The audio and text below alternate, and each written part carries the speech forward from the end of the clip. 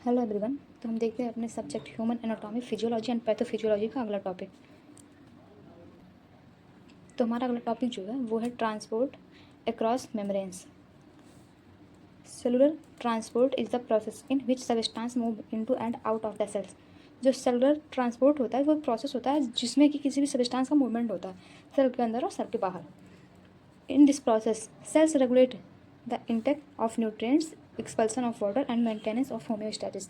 जो हमारे सेल होते हैं, सेल मेम्ब्रेन के जो ट्रांसपोर्ट होता है वो रेगुलेट करता है किसी भी न्यूट्रिएंट को इंटेक करने में, वाटर के एक्सपल्सन में, और वो मेंटेन करता है होम्योस्टैसिस। कुछ सेल मेम्ब्रेन के ट्रांसपोर्ट होते हैं वो देखते हैं कितने टाइप के होते हैं।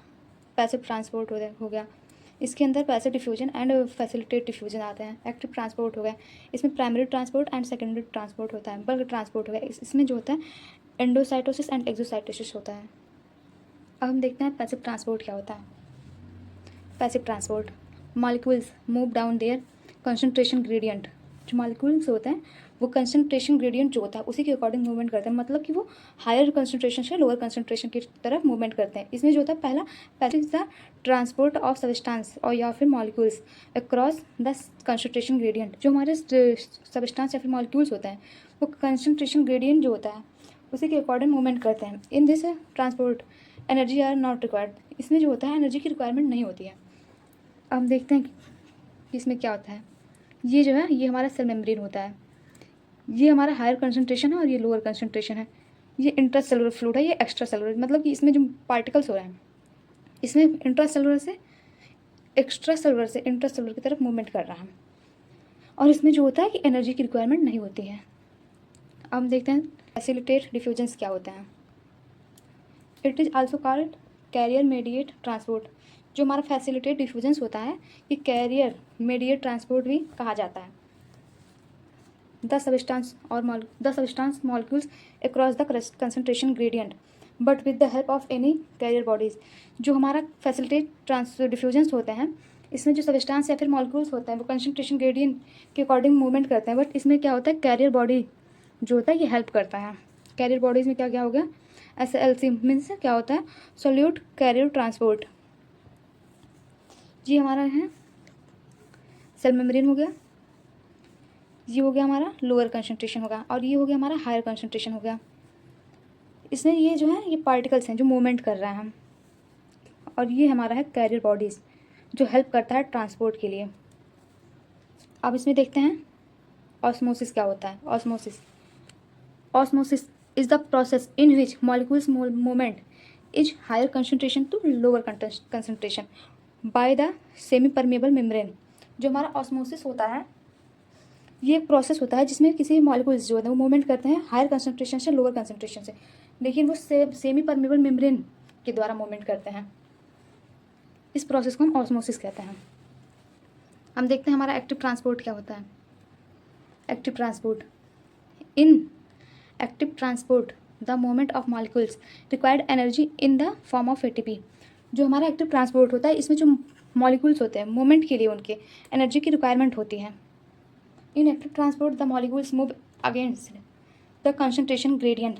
जो हमारा एक्टिव ट्रांसपोर्ट होता है इसमें जो मॉलिक्यूल्स होता है वो हमारा एक्टिव जो हमारे मूवमेंट करते हैं वो कंसंट्रेशन ग्रेडियंट के अपोजिट मूवमेंट करते हैं, मतलब कि वो क्या होता है वो हमारा कंसंट्रेशन ग्रेडियंट जो होता है वो हायर कंसंट्रेशन से लोअर कंसंट्रेशन से के लिए होता है, लेकिन जो हमारा एक्टिव ट्रांसपोर्ट है वो लोअर से हायर की तरफ मूवमेंट करता है। In this transport the ATP convert into the ADP with the help of hydrolysis. जो हमारा एक्टिव ट्रांसपोर्ट होता है जो इसमें ATP यानी कि एनर्जी हमारी होती है वो कन्वर्ट हो जाती है ADP में, और किसके द्वारा होती है हाइड्रोलाइसिस, ये एक प्रोसेस होता है उसी के द्वारा ये कन्वर्ट हो जाती है।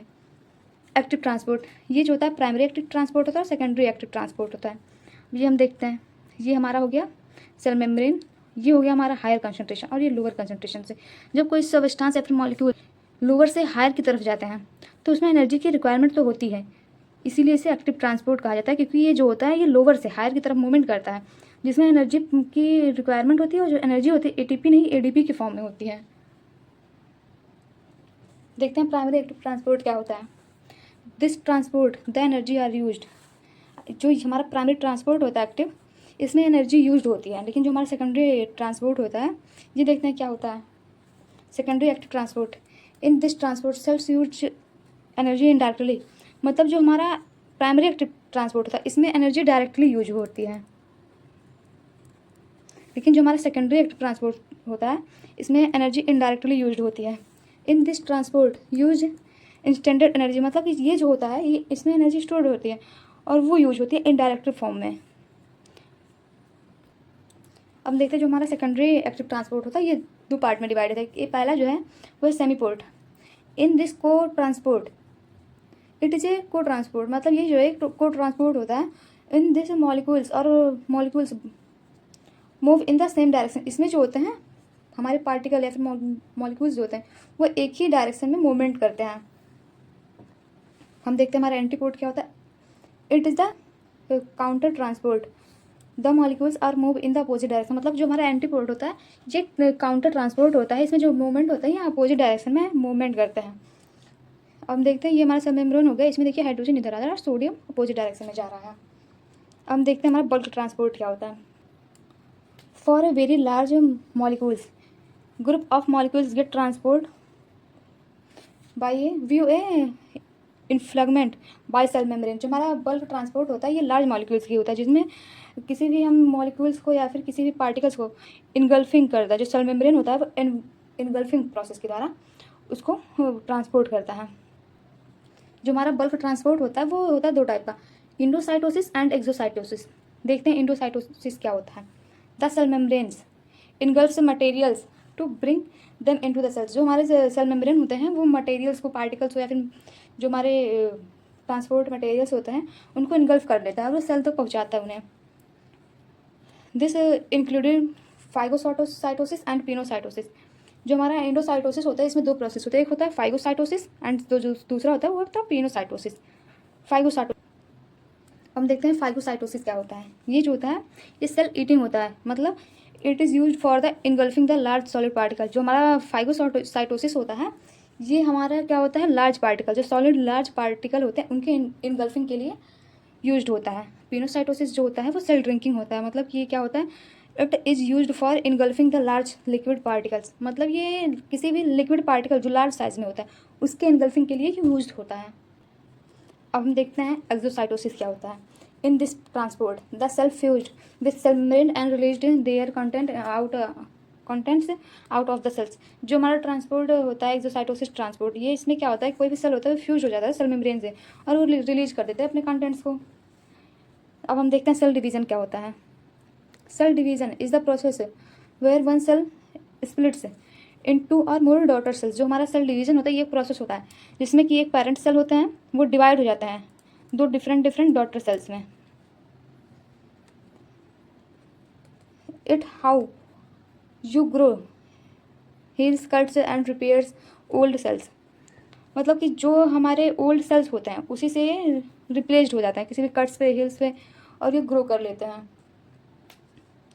The cell division is of two types. जो सेल डिवीजन होते हैं दो टाइप्स के होते हैं, पहला होता है मिटोसिस एंड सेकंड होता है मियोसिस। हम देखते हैं मिटोसिस क्या होता है। It is responsible for the cell division. ये जो होता है सेल डिवीजन के लिए रिस्पॉन्सिबल होता है। New somatic cells. जो हमारा मिटोसिस होता है इसमें जो हमारे सेल डिवीजन होते हैं वो नए सोमैटिक सेल्स क्रिएट्स करते हैं। अब हम देखते हैं मियोसिस क्या होता है। It is also responsible for the growth of cells. ये जो होता है मियोसिस ये रिस्पॉन्सिबल होता है सेल के ग्रोथ के लिए। Meiosis is the special type of cell division that creates gametes. जो हमारा मियोसिस होता है ये स्पेशल टाइप का होता है सेल डिवीजन और ये क्या करता है, गीमेट्स को क्रिएट करता है। In this process the cells produce by the fusion of a female gametes and the male गीमेट्स।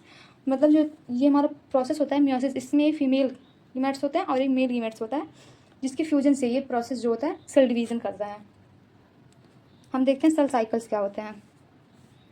The series of growth and division event A sales under goes the replicate it's DNA and split into identical daughter cells. जो हमारा cell cycle होता है ये एक series होता है growth या फिर डिवीजन के, सेल के डिवीजन्स के, और ये जो होता है रेप्लिकेटेड करता है DNA को और वो स्प्लिट करके उसे डॉटर सेल्स में किसी भी आइडेंटिकल डॉटर सेल्स में कन्वर्ट करता है।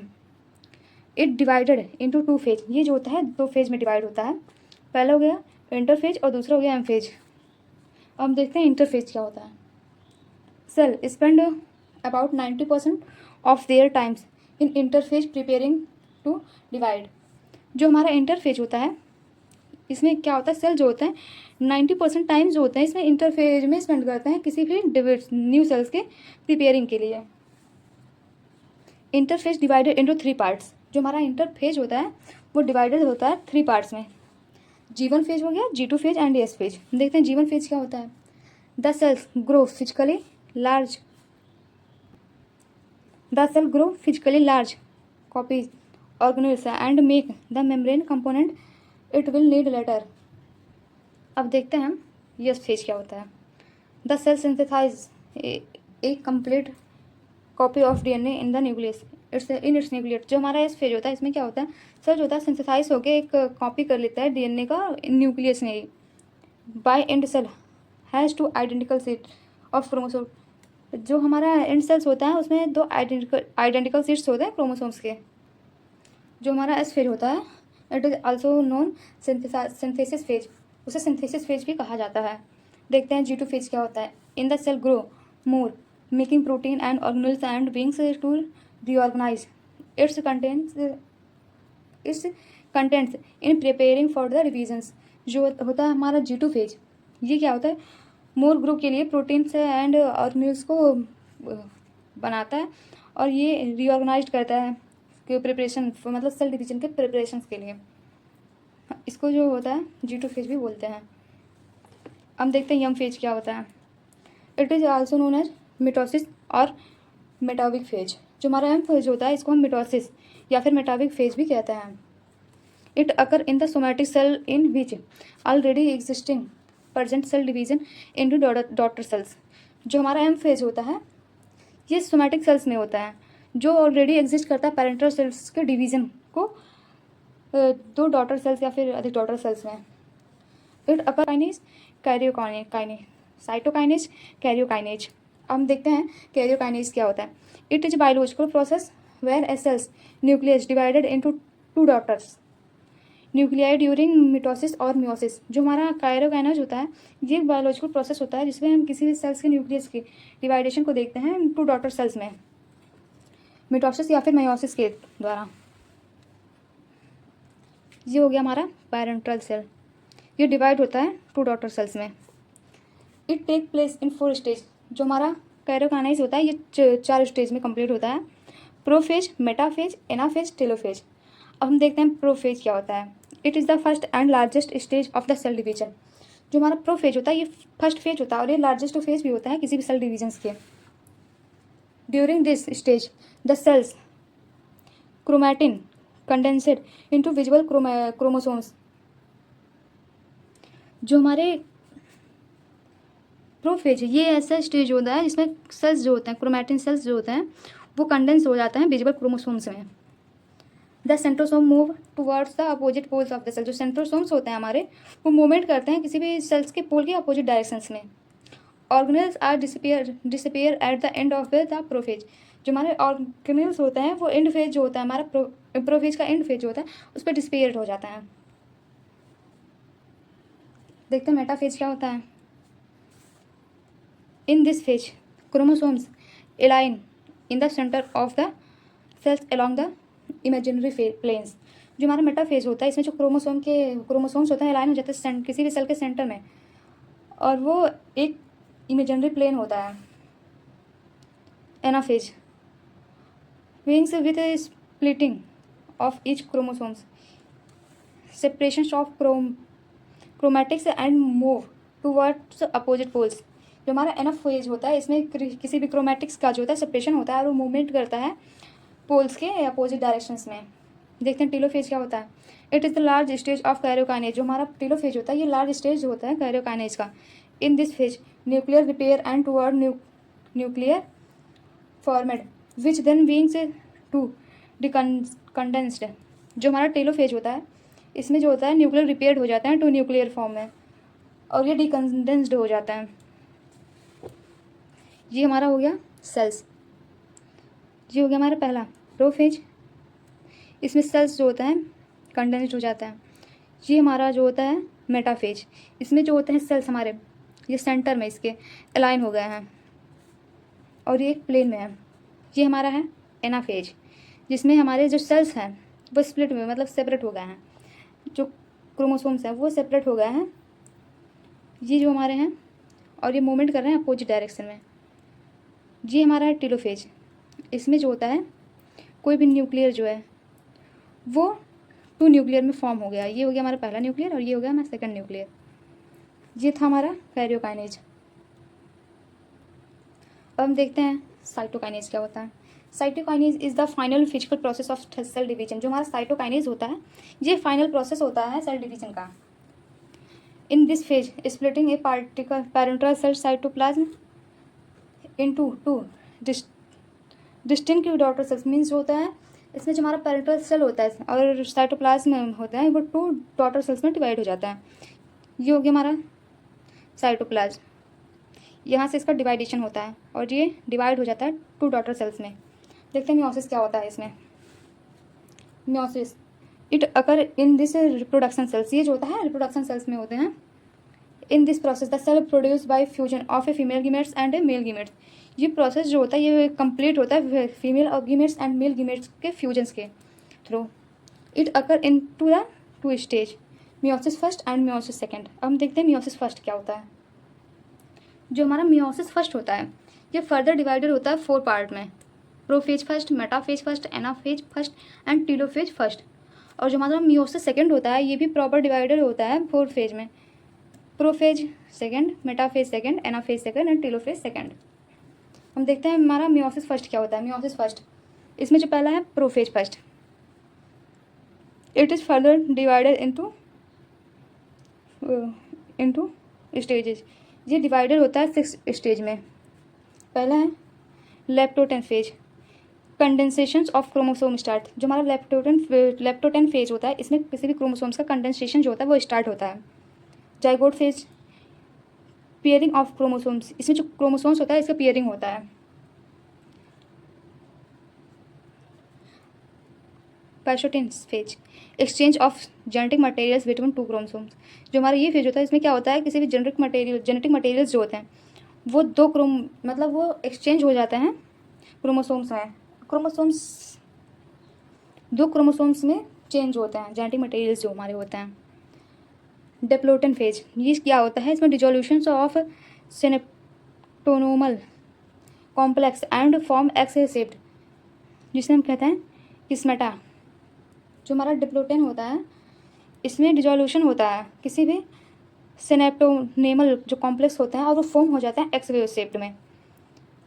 डाइकाइनेसिस, ये जो होता है इसमें हमारा separation of gametes and formed nucleus involve disappeared.